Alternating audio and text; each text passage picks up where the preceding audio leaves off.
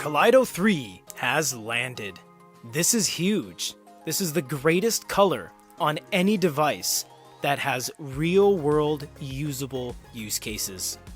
Google Play, audio, videos, note-taking, and everything in between, all while showing you all of your content and media in color.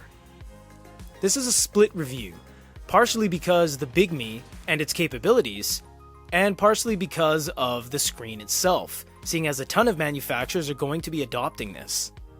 Let's touch on the Big Me as a device first. The unit is crafted, well, it doesn't technically get any better than this. When it comes to features, it has everything. When it comes to the build quality, it's made out of high quality materials. There's really no downsides. It has stereo speakers, 4 microphones, fingerprint sensor, SIM card slot, SD card slot, pogo pins, magnet snap, 2 cameras, capacitive touch. There's nothing left out. So with that being said, let's look at the K3 screen. When K3 got announced, they were stating that a 66% loss in pixel density was unavoidable. But with further collaboration and Big Me's software, they got that number down to 50%. So the black and white PPI is 300 and the color is 150, which is a jump from the previous 117 from the last gen. Everything sounds good, great in fact, but how does this perform in the real world? Well, stick around to this review and find out. Now, we've covered Big Me so many times in the past. If you want to see the full review on the actual UI and everything, click the video card up above and that'll direct you to the Kaleido3 InkNote Color that was a collaboration between us and Big Me. This is roughly the exact same thing, so we're going to go over it lightly but not in heavy detail, and we're going to focus more on the screen. On the side here you get notes, offline books, local storage, etc. This all is customizable as well via menu management. You can click menu management at the bottom of the screen and add or remove whatever you'd like. The top bar is also constant and you can press the settings wheel to do the drop down. You will have access to turn on the glow lights, which we'll show you in a little bit, warm and cold, or mix them, and you can go over here to the e-ink center. This is the most important part of the entire unit because you have HD, normal, extreme, and regal, and we will show you all these when we get into a speed test. You also have refresh frequency, either 0 or how many times you tap the screen, dark enhancement, vivid enhancement, and color brightness. We're going to leave everything off until we get to any sort of photos. Over here you'll see you have your local file manager, and clicking over here will lead you to your apps. Yes, this does have applications. You can download and install basically anything you'd want, so no problem whatsoever. Big Me also takes it a step further and gives you global handwriting, in which case you can choose read mode, handwriting mode, or picture mode and write over the entire screen, and it'll do different things. It'll either save it, it'll either put it into a photo, or it'll allow you to write over other apps like OneNote. This is a very useful tool and can be used basically anywhere. First thing we have to look at before we get into photos is the essentials: reading, manga, PDFs. If you want any sort of fluidity, you have to turn it on to an extreme mode or X mode or speed mode. If you go in HD mode, it just doesn't look as black and white in terms of contrast as black and white e-readers do. Now granted, it's not going to ruin your experience. In fact, it looks quite nice in the world of Kaleido screens, but it could be significantly better. They do take it a step further and they have regal mode, which strips a lot of the unnecessary animation, strips a lot of the unnecessary background kind of things that may or may not have to show up, and really gives you a good black and white experience. This is going to kind of depend on what app you're using, because on some applications like the Kindle experience, it doesn't seem to be that night and day different from HD mode, but they do have refresh modes in place to cater to your particular situation.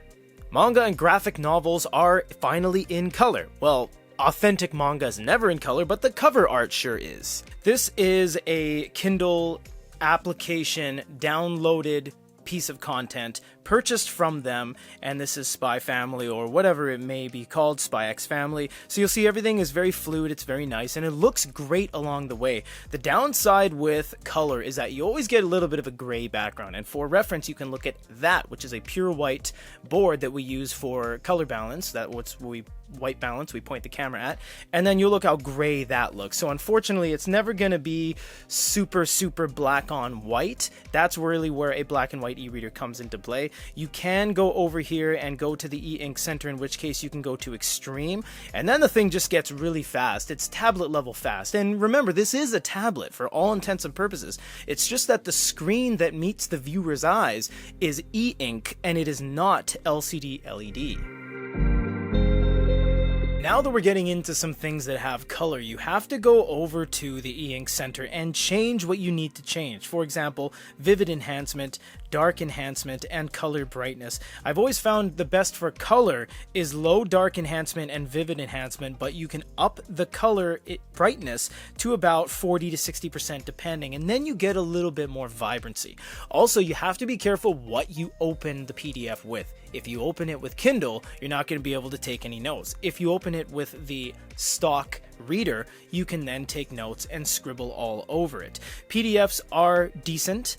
We have seen a lot more functionality on other devices, but this one is decent. You have a bunch of ways to change the experience itself. And they even have watermark bleaching, which actually bleaches out certain watermarks if they're over the particular PDF in question. You have some other stuff up here as well, like eraser, refresh, settings for PDF, and touch disable, which honestly they don't really have a problem with, so you don't really need to touch that.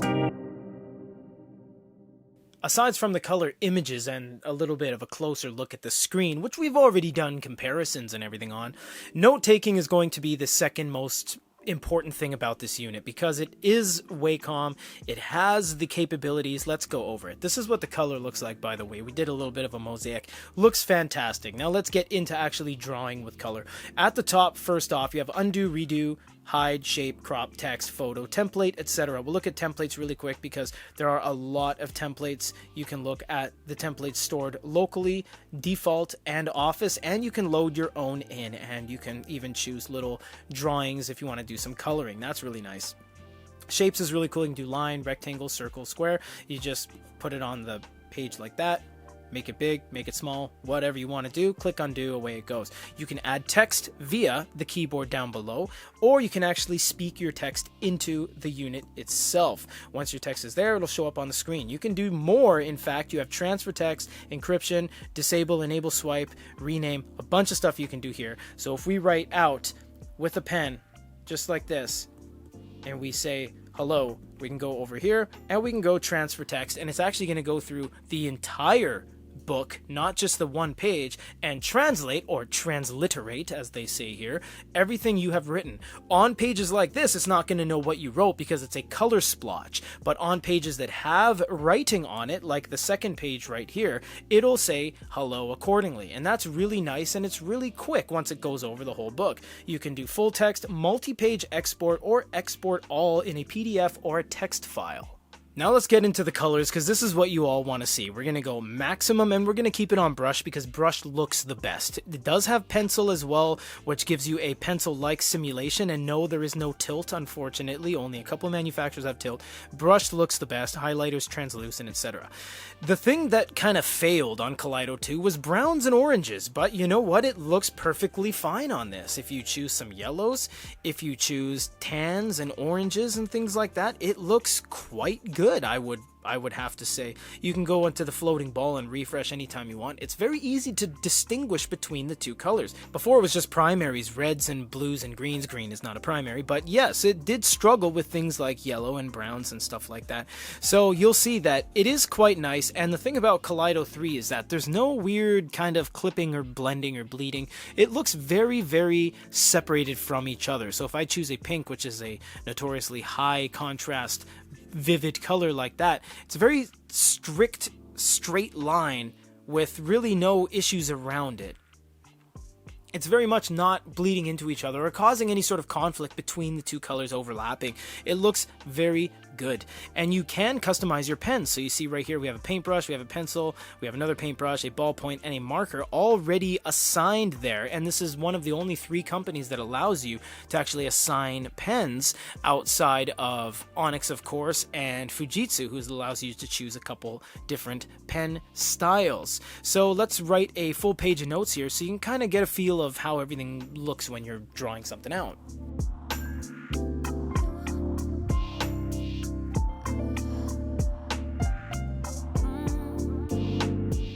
The eraser has different erasers. You can go track, range, and all. Now, I must say, this is a great eNote. You can use Wacom. You can use any pen you want. I mean, this thing has a laser pointer on it. I mean, this is an absolutely crazy writing experience, but doesn't feel that great. This is a standard Wacom felt composite tip, and that means it's a graphite plastic composite. It's felt, and they have palm as well. Palm is more of the plastic ones, and felt is the graphite ones. And I will say, it's very glidey. It's not very paper-like. There is a little bit of a feedback when you draw. The pen itself is rather bulky and it's light. It's not very heavy.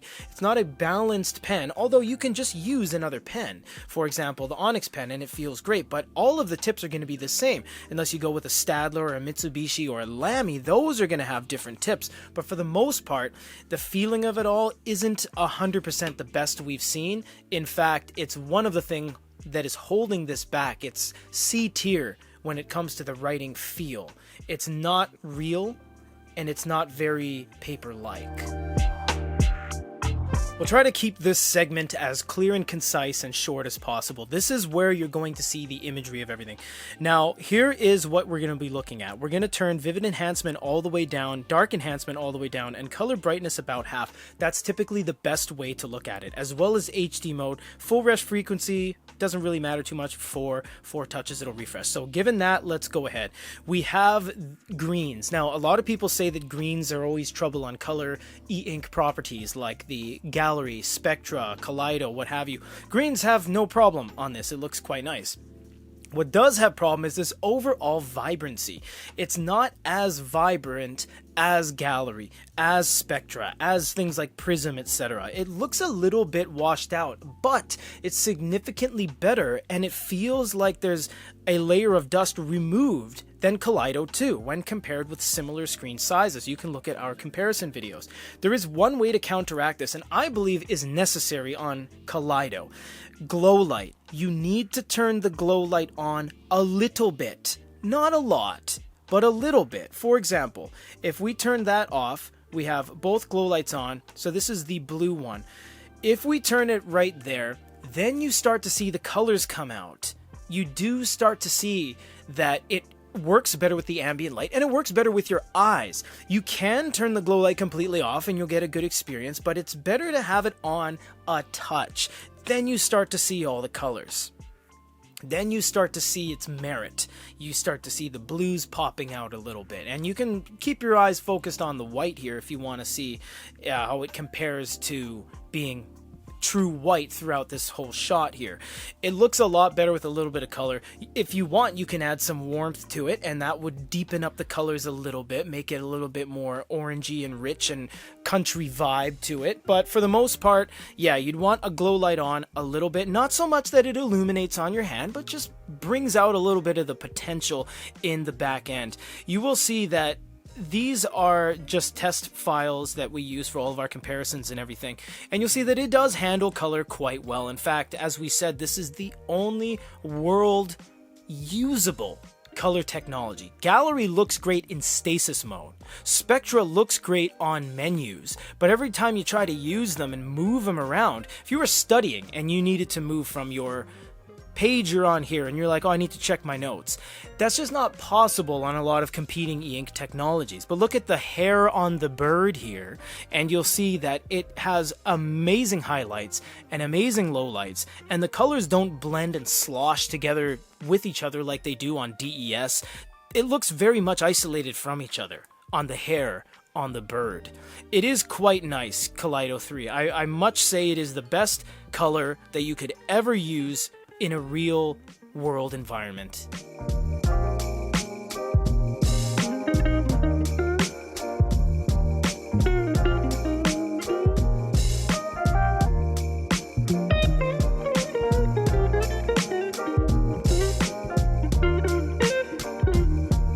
Let's face it, Gallery is great. Spectra looks amazing, RLCD and MIP have promise, but you can't beat good old-fashioned Kaleido e-paper, and no better than the 3rd gen. It is undisputedly the best screen technology in the e-paper world by measurable metrics. It's actually usable across various devices from tablets to smartphones. It shows colors that are clearly discernible. It is the most widespread and most adopted by nearly 10 manufacturers, and it's priced to a point where people can actually obtain it, unlike other e-paper technologies. In terms of the device itself, Bigme didn't change much since the last generation collaborated with Goody Reader, but in terms of the screen, for the most part it's all about getting there first, and Bigme is predating other companies like MobiScribe and Readmoo by nearly 4 months, as other manufacturers have announced summer releases. For more information, stay tuned to goodyreader.com. Thanks for watching.